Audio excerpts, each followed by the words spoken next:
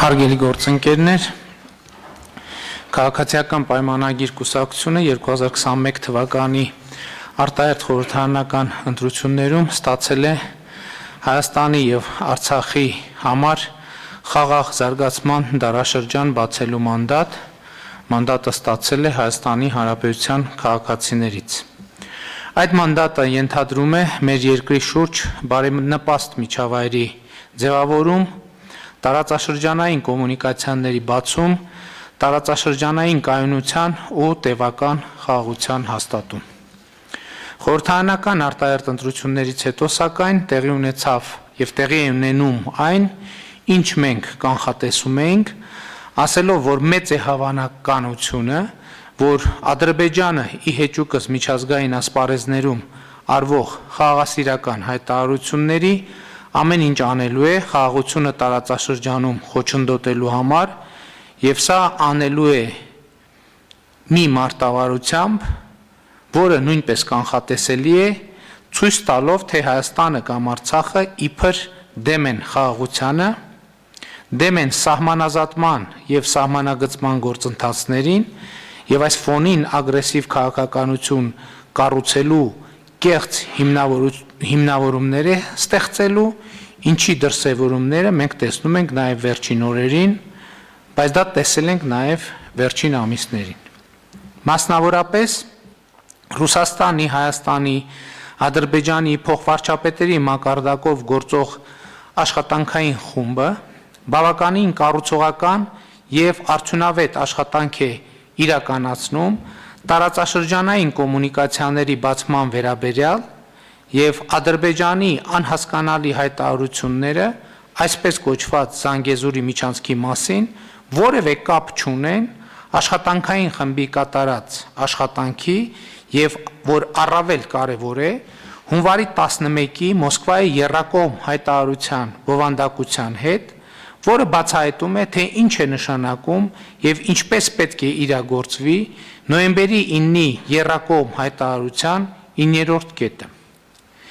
Իմ մեկնաբանությունը միանշանակ է։ Ադրբեջանը միջանցքի մասին հայտարարություններ անում է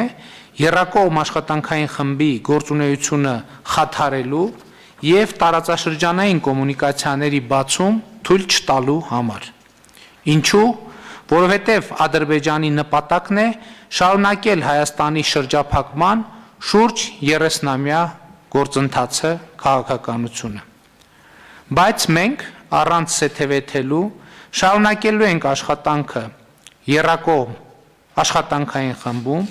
Հայաստանի շրջափակումը ճեղքելու ուղղությամբ եւ ռուսաստանցի մեր գործընկերների, միջազգային մեր գործընկերների աջակցությամբ հասնելու ենք տարածաշրջանային կոմունիկացիաների բացմանը,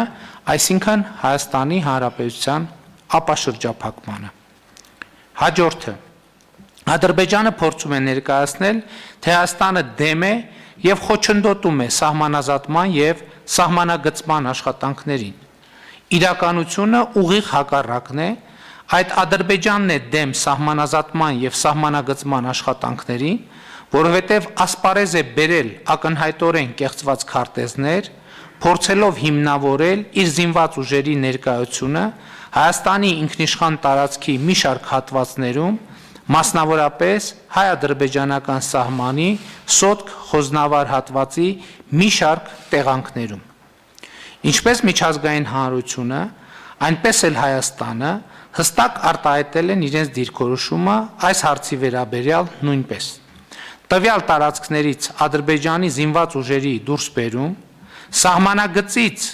եւ Հայաստանի եւ Ադրբեջանի զինված ուժերի հայելային ետքաշում մշտական տեղակայման վայրեր, սահմանագծի վրա ռուս սահմանապահների եւ կամ միջազգային դիտորդների տեղակայում եւ միջազգային հովանու ներքո սահմանագծման եւ սահմանազատման աշխատանքների նախապատրաստություն եւ մեկնարկ։ Մեր այս առաջարկը շարունակում է մնալ ուժի մեջ եւ մենք մեր գործընկերների, մասնավորապես ռուսաստանցի գործընկերների հետ աշխատում ենք այս ուղղությամբ, իսկ Ադրբեջանը որևէ կերպ չի արձագանքել այս հայտարարությանը եւ առաջարկին։ Ադրբեջանը փորձ է անում տպավորություն ստեղծել, թե Հայաստանը դեմ է խաղաղությանը եւ խաղաղության պայմանագրին։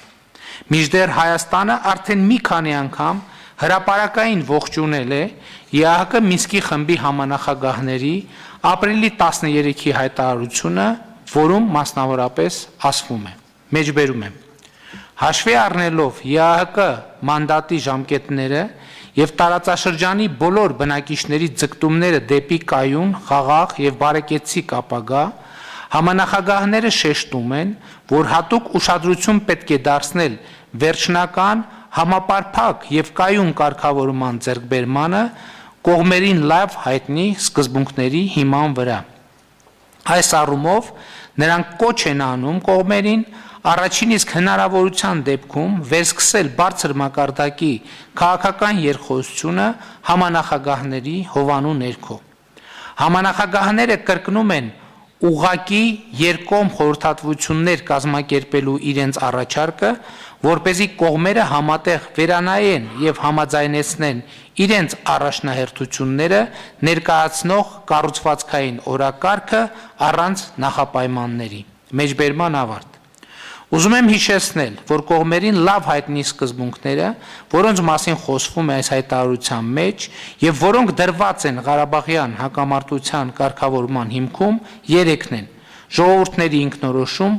ուժի կամ ուժի սպառնալիքի կիրառման բացառում եւ տարածքային ամբողջականություն։ Համանախագահների այս հայտարարությունը այսպիսով ոչ այլ ինչ է,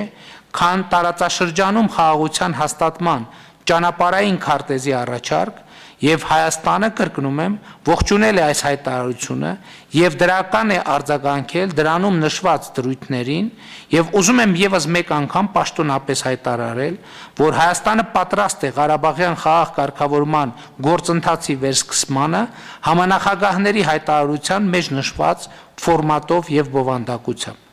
Եվ կարծում եմ, որ Ադրբեջանի ղեկավարությունը լավ կանի ապակառուցողական գործողությունների եւ հայտարարությունների փոխարեն անսա միջնորդների հորդորներին եւ նույնպես հստակ դիրքորոշում հայտնի համանախագահների հայտարարության վերաբերյալ։ Հստակ է, որ մենք նախանձախնդիր հետապնդելու ենք Արցախի ժողովրդի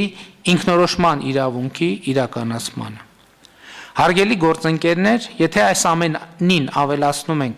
Ադրբեջանի սադրիչ, Հայաստանի տարածքային ամբողջականությանը սպառնացող հայտարարությունները, ակնհայտ է դառնում, թե ով, որ երկիրն է խոչընդոտում տարածաշրջանային կայունության եւ խաղաղության հաստատմանը։ Եթե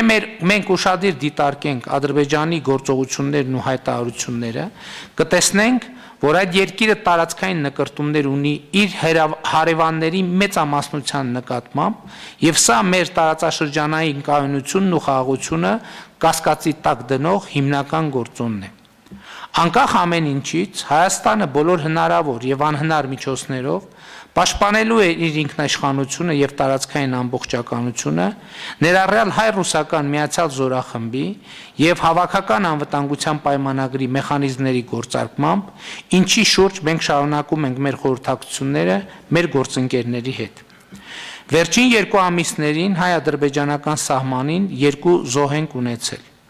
Ցավակցություն հայտնելով զոհերի հարազատներին եւ մերձավորներին, Հավաքական անվտանգության պայմանագրի մեր գործընկերների ԵԱՀԿ Մինսկի խմբի համանախագահության ուշադրությունն եմ հրավիրում այս փաստի վրա։ Տարածաշրջանային կայունության եւ փոխվստահության հաստատմանը խոչընդոտող հաջորդ կարևոր գործոնն այն փաստն է, որ ի հեճուկս իր ստանձնած պարտավորությունների Ադրբեջանը մինչև օրս չի վերադարձրել մեր ռազմագերիներին։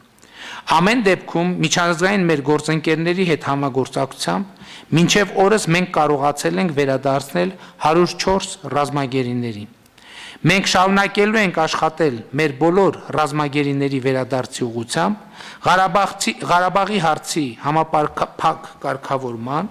սահմանների սահմանազատման եւ սահմանագծման աշխատանքները տարածաշրջանային կոմունիկացիաների բացումը եղել են, կան եւ լինելու են մեր առաջնահերթությունների շարքում։ Ադրբեջանն այս ապակառուցողական գործողություններով ոչ միայն խախտում է նոյեմբերի 9-ի հայտարարությունը,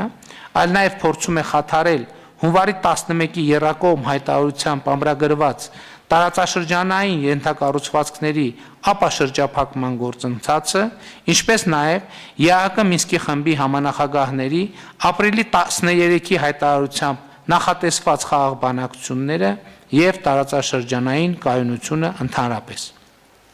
Ադրբեջանի նման գործողությունները մարտահրավեր են միջազգային իրավունքին և բոլոր այն ուժերին, որոնք շահագրգռված են տարածաշրջանային կայունության և խաղաղության հաստատմամբ, և մենք շարունակելու ենք մեր խորհրդակցությունները և համագործակցությունը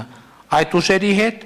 և ընդգծում եմ մեր առանցքային նպատակը իրականացնել և իրացնել ժողովրդից ստացած մեր մանդատը, այն է Հայաստանի Հանրապետության հայ ժողովրդի համար խաղաղ զարգացման դարաշրջան բացելու ուղղությամբ և մենք հետևողականորեն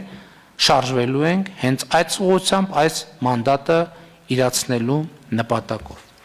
Հարգելի գործընկերներ,